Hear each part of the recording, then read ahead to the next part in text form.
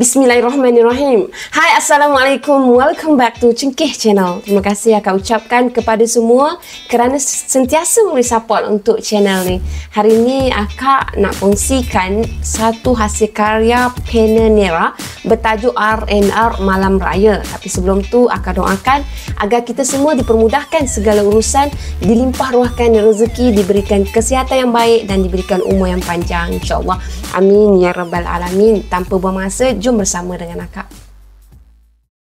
Bismillahirrahmanirrahim. Qul a'udzu birabbin nas, malikin nas, ilahin nas, min syarril waswasil khannas, الذي يوسوس في صدور الناس من الجنة والناس.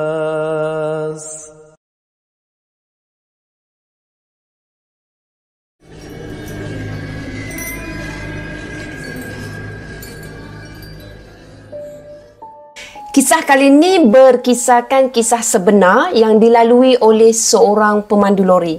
Nama-nama dalam kisah ni dah diubah suai korang.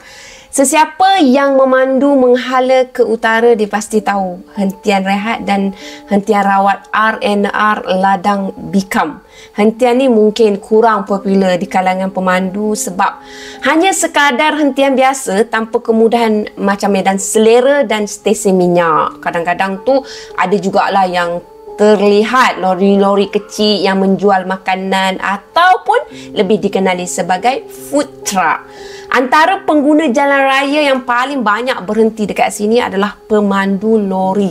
Banyak tahu kisah seram yang telah berlaku di sini. Antaranya adalah kisah Daud yang berlaku sekitar 10 ke 12 tahun yang lepas. Kejadian berlaku pada malam raya di mana Daud dengan rakan sekerja dia mengambil tugas menghantar lori 5 tan yang berisi makanan sejuk beku ke Pulau Pinang. Daud dia bersetuju untuk terima tawaran kerja sebab insentif yang diberikan oleh syarikat itu sangat berpatutan. Dalam masa yang sama juga dia dapat balik raya ke kampung dia yang terletak di Sungai Dua, Pulau Pinang. Lagipun syarikat memberi 4 hari cuti pada Daud. Apa lagi? Seronoklah Daud ni. Peluang dah ada depan mata. Apa lagi nak ditunggu korang? Jom kita ikut Daud hantar barang bersama. Maka Daud dengan rakan sekerja dia pun terus mulakan perjalanan. Ngok-ngek semua. Terjebak jugalah Daud ni dengan kawan dia tu dalam jam. Dekat mana entah. Ini yang buat leceh ni. Asal raya je jam. Asal jam je raya. Asal raya je jam. Roti aku lupa pula bawa. Daud dia melawak. Dari Selayang lagi dah mula berlaku kesesakan jalan raya. Aish, ni mau petang raya baru sampai kita ni Lan, kata Daud. Lepas Zohor mereka dah bertolak dari gudang dan hampir ke maghrib baru mereka dapat masuk ke highway utara. Punyalah lama. Daud dia dah berniat nak berhenti dekat R&R Ladang Bikam untuk solat jamak maghrib dan isyak. R&R Ladang Bikam adalah hentian yang selalu Daud gunakan untuk berhenti sebab dekat situ tak adalah terlalu sesak sangat dengan kenderaan, tak adalah ramai sangat orang yang berpusu-pusu dekat situ. Lan, kau ikut aku ni, family kau tak kata apa-apa ke nanti? Raya pun kerja. Lainlah aku ni bujang telajak. Nak hantar barang ni pun sebab dekat dengan kampung aku. Daud bertanya pada Lan. Saya ni tak tahu asal-usul saya bang. Tu yang saya okey je bila abang ajak. Saya nak ikut je. Dapat juga saya rasa raya kat kampung. Abang ajak ni pun dah syukur bang. Boleh juga saya nikmati suasana raya kat kampung. Dah lama dah tak merasa raya. Dulu mak angkat saya kata orang jumpa saya dekat tepi stesen bas. Bila mak jaga, mak jadi sayang. Dia pun ambil kebenaran JKM nak bela saya. Saya ni bang, dah berapa kali raya entahlah. Saya sengaja minta kat bos nak kerja. Biarlah tak adalah rasa sedih sangat. Tahun pertama saya kerja, mak angkat saya meninggal. Tapi sempatlah mak merasa gaji saya. Saya dapat bagi mak rasa senang sikit sebelum dia meninggal. Panjang lebar lah Lan tu bercerita. Soalan daripada Daud ni pendek je. Kita berhenti rehat dululah Lan. Kita berbuka kat sini. Kita cari makan dulu. Manalah tahu ada food truck ke apa ke yang boleh kita beli, sebab tadi tak sempat nak beli makanan. Supervisor tu bising tak habis-habis. Duk call. Abang dah sampai. Load barang pun belum, kata Daud. Okey bos, menurut perintah, kata Lan. Sampai je dekat RNR Ladang Bikam, tandaslah yang first jadi destinasi mereka. Setelah selesai hajat masing-masing, Abang Daud dia nampak Lan dah menuju ke depan tandas. Dan di sinilah bermulanya kisah misteri si Daud ni. Dah maghrib, kita solat dululah Lan, kata Daud. Kita berbuka dululah bang. Kat belakang ada buka gerai makan. Jomlah kita pergi sana, buka kat sana, kata Lan. Gerai makan? Bila pula ada gerai makan kat situ? Tadi tak perasan pun, kata Daud. Ada abang yang tak nampak, kata Lan. Yang Daud ni pun senonong je dia ikut juga si Lan ni, padahal hati dia dah rasa curiga. Dah sampai gerai tu, dia orang pun duduk dekat meja yang masih kosong. Orang ramai tapi masing-masing sedang tunduk, sedang menikmati makanan masing-masing. Macam sedap sangat makanan tu sampai tak angkat langsung muka. Tak adalah nak perasankan mereka tu baru sampai kat situ masing-masing duk hadap makanan. Ramai juga orang. Macam mana aku tak perasan pun tadi? Daud dia berdialog sendiri tapi agak macam, yelah, didengari juga oleh Lan kan. Makanan sini sedap bang, sekali rasa mesti nak bungkus. Tambah Lan lagi. Mana kau tahu ni Lan? Mana kau tahu? Kau pernah makan kat sini ke? Daud bertanya pada Lan. Orang kata, jawab Lan ringkas. Abang berdua nak makan apa? Hari ni cuma ada nasi goreng, mi goreng, laksa dan mi sup daging sahaja, kata seorang pelayan yang datang ambil order pada mereka. Mereka pun pesanlah 2 laksa dan air sirap serta 2 bungkus nasi goreng sebagai bekalan. Bila makanan dah sampai, minuman dah sampai, mereka pun makan dan minum. Selesai makan, Daud dia ajak Lan nak solat dekat pondok yang disediakan dekat RNR. Tapi Lan dia suruh pula Daud pergi dulu. Abang pergilah dulu, saya kejap lagi saya on the way. Kejap lagi dia sampailah, dia kata kat Lan. Daud pun okey je. Dia pun jalan terus. Dia tak adalah nak fikir yang bukan-bukan. Daud dia jalan punya jalan. Dia tak jumpa pun pondok yang selalu dia berhenti untuk solat dekat situ. Dah pusing sana, dah pusing sini, dah pusing. Tak ada. Dia pelik. Mana pondok solat ni? Tak nampak pun. Akhirnya Daud dia buat keputusan dia nak balik semula ke lori dia. Tapi dia dah hilang arah. Pondok solat tak jumpa, lori dia sendiri pun dia tak jumpa. Dah puas berpusing-pusing, dia cari lori dia yang dia rasa dia memang parking tu dekat tepi jalan berdekatan dengan tandas. Dia ingat. Tapi tak ada pun tanda-tanda, tandas pun dia tak nampak. Dia tetap juga terus cari, mencari-cari. Dia pelik. Saudara cari apa? Satu suara ditegur Daud tau. Awak yang ambil order tadi kan dekat gerai? Saya ni nak cari lori saya tapi tak jumpa, kata Daud sambil dia pandang ke kiri ke kanan tetap mencari. Awak dah hilang. Baru je dia nak tegur lagi tapi dah hilang orang yang tegur dia tu. Aku cakap dengan siapa pula ni? Bisik Daud. Dia rasa meremang satu badan. Tiba-tiba Daud dia sampai dekat gerai yang sama juga tadi. Dok pusing-pusing kat situ jugalah yang dia sampai. Macam mana ni? Macam mana nak balik macam mana ni? Masih ramai yang dia tengok masa tu tengah makan dengan memang lahapnya tengah makan-makan. Tiba-tiba semua tu dia angkat muka, dia pandangkan kepada Daud. time ni meremang satu badan Daud rasa. Sebab mereka pandang tu serentak dengan pandangan yang menyeramkan. Tengah-tengah makan ni tiba-tiba time ni pula nak terpandang. Tadi masa mula-mula diorang sampai tu tak ada pun pandang. Time tu lah terjelepuk Daud jatuh ke tanah. Daud dia tengok masa tu kan, sebab apa yang membuatkan dia jatuh terjelepuk. Masa dia nampak mereka semua tu pandang serentak, dia tengok ada yang muka separuh hancur, ada yang muka hancur memang habis, kepala pecah sampai nampak otak, tangan dah patah sekulai, kulit muka dah bergayut-gayut tu masa nak luruh, dan macam-macam lagi pandangan ngeri dekat depan mata dia. Daud dia tutupkan mata sambil tu dia panggilkan Lan. Dia panggil juga Lan, panggil Lan. Lepas tu Daud dapat rasa seseorang tu pegang bahu dia. Dia rasakan seseorang tu sejuk sangat tangan dia tu pegangkan kepada bahu dia. Dalam masa yang sama dia ada bau hanyir. Daud dia sebenarnya dah nampak darah yang banyak dekat udara tu, memang terpecik macam tu dekat udara.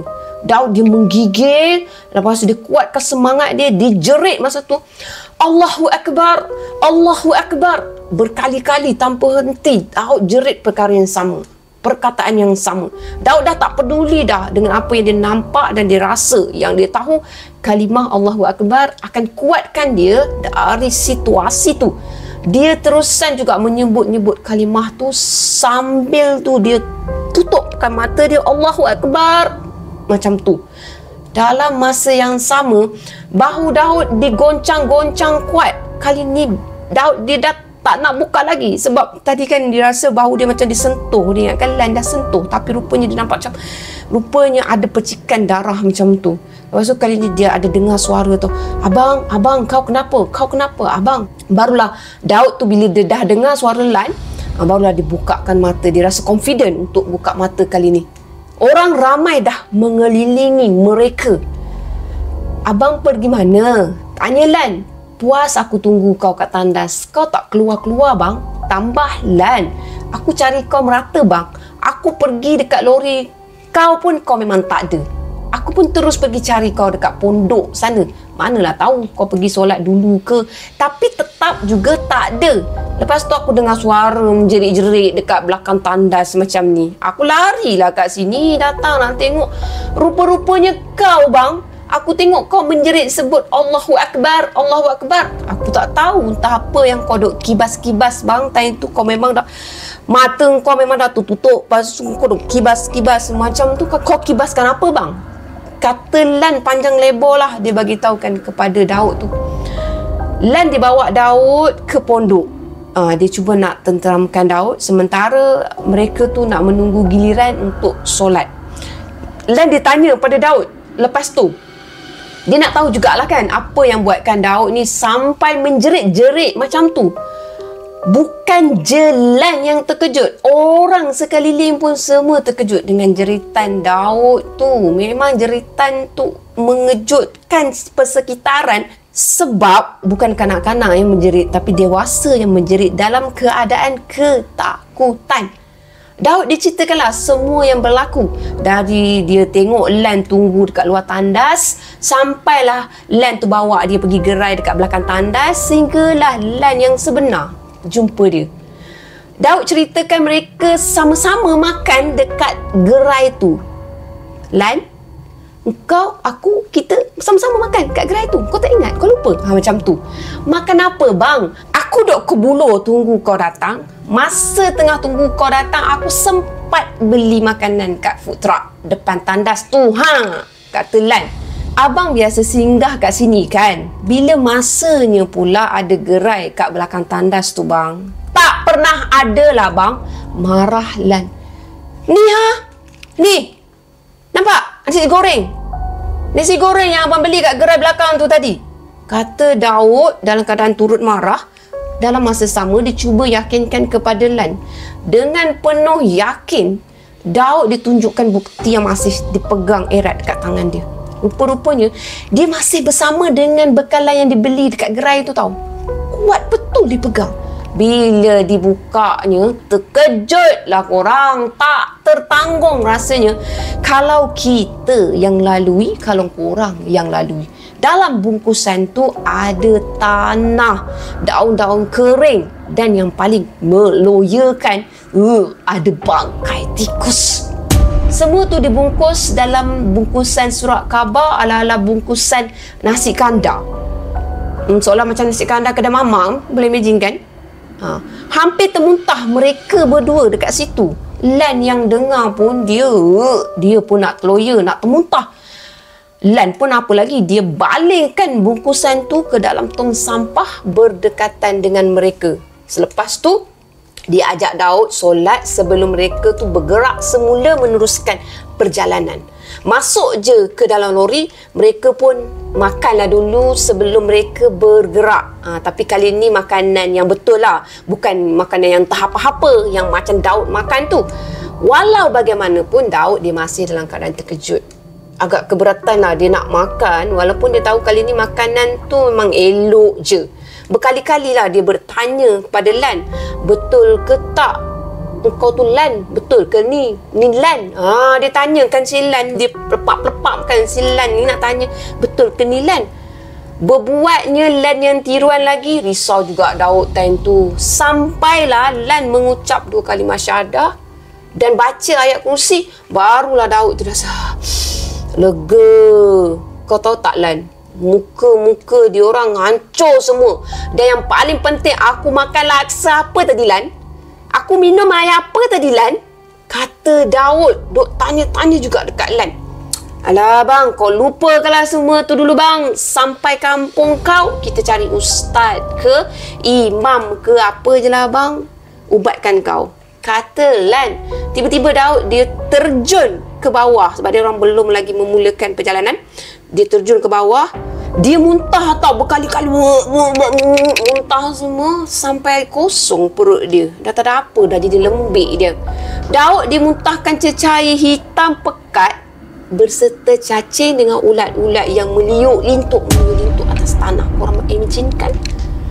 Penat Daud memuntahkan semua tu, Daud pun dia tersandar dekat lori. Ambil nafas. Lepas tu dia cuba untuk bangkit. Dia cuba untuk ambil balik semula semangat dia. Cepat-cepatlah Lan dia pergi pada Daud. Dia berikan Daud tu air macam tu. Lepas tu Daud dia suruhnya berkumur-kumur minumkan sikit air tu untuk legakan tekak dia. Memang rasa perik. Bukan pelik. Rasa perik sebab banyak sangat muntah kan. Tiba-tiba masa tengah time dalam keadaan macam tu, mereka terdengar bunyi hilayan suara yang menyeramkan, ketawa. Entah dari arah mana, memang mereka tak tahu. Lan diserta-merta dia bacakan ayat kursi dan 3 kul. Selesai bacakan ayat kursi dengan 3 kul tu, Lan dia tiup ke udara. Dia tiup. Lepas tu hilayan jeritan tu dia jadi kuat, makin kuat. Lan baca lagi. Akhirnya bila Lan dia gagahkan diri, dia ada basic semua. Dia yakin tau dengan bacaan dia. Dia yakin sangat. Lepas tu bila dia baca lagi, hilayan jeritan tu mulai menghilang. Senyap je jeritan tu, Lan dibacakan ayat-ayat suci Al-Quran yang bersesuaian dengan keadaan situasi mereka. Lan disuruh Daud duduk dekat bahagian kelendan dan dia yang akan continue untuk bawa lori sampailah mereka tu tiba dekat Hantian Juru. Kat situ barulah Daud akan ambil alih semula tugas dia. Mereka sampai dekat gudang Pulau Pinang pada pukul 4.30 pagi. Selesailah semua urusan. Daud dia tinggalkan lori dia kat situ. Dia telefon adik dia untuk ambil dia dengan Lan dekat gudang tu. Sempatlah Daud ni dia tunaikan solat raya dekat kampung dia bersama dengan keluarga dan Lan. Mereka beraya bersama-sama. Dan kini Lan adalah adik ipar Daud sebab adik perempuan Daud dah tersangkut pada Lan. Sekian. Setakat ini saja kisah untuk kali ini. Apa yang baik sama-sama kita ambil jadikan sebagai tauladan. Apa yang buruk sama-sama kita ambil jadikan sebagai sempadan. Sentiasa ingat Allah korang. InsyaAllah kita akan ada pendinding untuk diri kita. Akak tegaskan kat sini, apa yang tak elok korang jangan ikut. Terima kasih akak ucapkan kepada semua kerana dengar sampai habis dan sentiasa support untuk akak. Bye. Assalamualaikum. Bye. Jangan lupa subscribe. Bye.